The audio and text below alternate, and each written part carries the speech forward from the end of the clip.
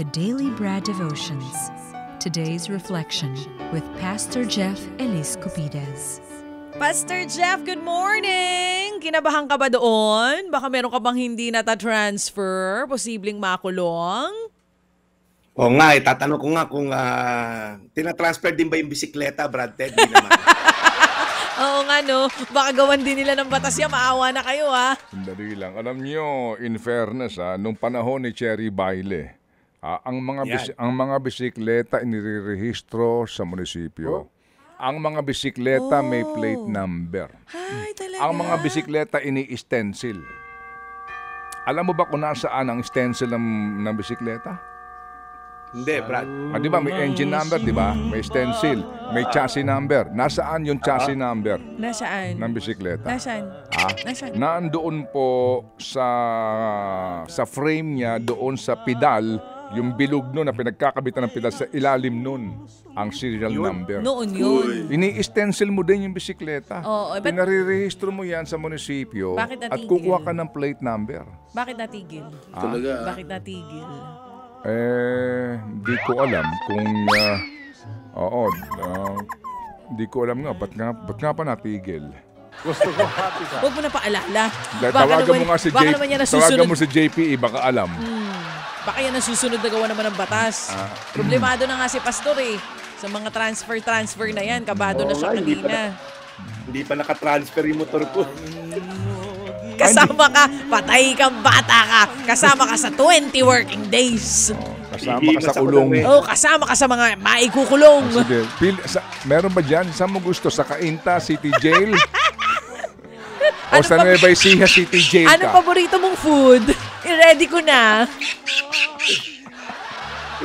Puno na yung Congress jail eh. Sumakit yung batok ni Pastor nung narinig niya eh. Pero at least for now, temporarily suspended siya. Okay. So tignan na lang natin kasi i-consult pa naman ng partner ko dito. Good luck sa consultation. Naging doktor? Charing! Si Pastor na nga, ang gulo niyo. We consult Pastor Jeff sa magandang balita. Yan. Of course. Pwede na ba tayo? Pwede na, Pastor. Waiting kami sa magandang balita. Sorry brother, naghintay ka. Okay, go ahead. Hindi, naghihintay na rin kasi kaibigan ko si Dr. John Raquinho. Ito yung nagmo-monitor ng puso ko, ng health ko. Doc John, happy birthday. Yan, yung RG Clinic sa may Evangelista Makati. Thank you for taking care of my health, Dr. John Raquinho. Happy 6th birthday din sa apo ni Ate Laleng na nakikinig daw sa Nueva Ecija, kay Flinlay Liwag Sanchez. And of course, ay kaibigan si Chris Lomotan. Happy birthday. Tapos na po natin pag-usapan yung roles ng mga magulang, yung roles ng mga anak. Kahapon po yan.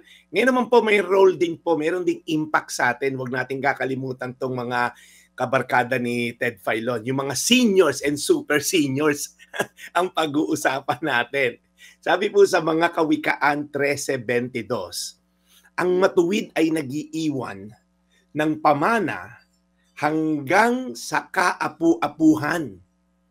At sa matuwid na uuwi, ang naipon ng isang makasalanan. Aba, maganda tong contrast na to. Although ito pong proverbs na to ay contrast between matuwid at makasalanan, sinasaad po rito yung impact ng taong matuwid. At ito raw po itatawid hindi lang sa kanyang mga anak, hanggang sa kaapu-apuhan. So yung mga lolo't lola natin po, yung impact nyo po ay nararamdaman hanggang sa mga sumusunod pang henerasyon. So of course, two-way po yan. Either maramdaman nila yung benepisyo o maramdaman nila yung sumpa, kumbaga, ng maling pundasyon na tinatayo natin ngayon. So mari po hindi naman yan about lang financial inheritance. Ito po ay tungkol sa buhay, yung kind of life and values na pinapasa natin. Yung wisdom, godliness, integrity, na ininstill po natin sa ating mga pamilya na abutin po hanggang kaapu-apuhan. Kaya nga, yung mga apo natin minsan, di ba, makalolo, makalola, doon nakukuha yung mga gawi at mga traits natin. So more than anything else po, God is calling us to live a life na magbe-benefit po yung future generation. Pag tayo po'y lumakad ng matuwid, when we walk in righteousness at sinunod po natin mga prinsipyo ng Diyos, hindi lang daw po tayo mabe-bless. Mag-overflow po ito hanggang sa kaapu-apuhan natin. Pero kapag pinili po natin yung landas na baluktot, okay, landas na pangungurakot, langdas na panggagancho, makasarili, dinidisregard ang katuruan ng Diyos, okay, hindi po magtatagal yung yaman nyo. Okay? Yung success nyo po, hanggang dito lang sa lupa. Makukuha daw po ng iba. Sabi dun sa kasunod na verse, at sa matuwid na uuwi ang naipon ng isang makasalanan. Naku po, panghirap naman na to, no? It will eventually be given to those who are righteous. Ang tunay po na kayamanan, again, linawin ko lang po ito, hindi lang po siya nasusukat sa material na bagay, kundi sa spiritual na mas mahalaga po kaysa sa mga material at physical na nakikita natin. So today, mag-reflect po tayo. Ano po ba yung pinapasa natin sa ating mga anak at sa mga susunod na henerasyon? Let's strive to leave a legacy of faith, godly values, and godly wisdom. Gamitin po natin yung mga resources na meron tayo ngayon, whether material, relational, or time. Marami kang time para mag-invest into something that lasts beyond this lifetime. Ulitin ko po, mga Kawikaan 13:22, ang matuwid ay nag-iiwan ng pamana hanggang sa kaapu-apuhan. At sa matuwid na uwi, ang naipon ng isang makasalanan. Tayo manalangin, Panginoon, nililift up namin sa iyo ang aming mga tagapakinig, tagapanood na mga seniors at super seniors. Salamat po sa kanilang buhay. Salamat po sa kanilang wisdom. Dami na po nilang pinagdaanan, experiences in the past, mga challenges na na-overcome nila. Lord, nawa patuloy nyo silang pahabain ng buhay, pagandahin palalo ang buhay. Lord, yung mga may karamdaman ngayon na aming mga tagapakinig, tagapanood na mga nakaratay sa ospital, Lord, pagalingin niyo po sila, i-grant niyo po yung kanilang desire na umayos sa kanilang pangangatawan. Salamat po sa pagkakataon na to, even yung mga nasalanta ng bagyo, Lord, sa Bicol region at sa ibang parte ng bansa. I-bless niyo po sila ng comfort during this time. I-provide niyo po ang kanilang mga pangailangan at mga Panginoon ng gobyerno namin na lalo pang tumulong sa mga tao na ngailangan ngayong mga panahon na to. Sa pangalan ni Jesus. Amen. Amen. Lord, muli po maraming salamat po sa magandang balita po at aral na amin napakinggan. Nawa Lord, ito po'y aming hindi lang po isa isip kundi isa puso. Lord, alagaan niyo po lagi si Brad Jeff and keep him safe and protected. Ang kanya pong kalusugan, alagaan niyo po siya at ang kanyang mga mahal sa buhay. Muli Panginoon, salamat po sa araw na ito. Salamat po sa biyaya na inyong pinagkakaloob sa amin. Salamat po Panginoon sa amin pong patuloy na pagkakataon na makapagbigay po ng gantong informasyon sa aming tagapakinig. In Jesus' name we pray. Amen. Amen. Amen. Salamat Brad sa iyong panalangin din sa mga biktima ngayon ng kalamidad. At mamaya may panayam tayo sa gobernador, no?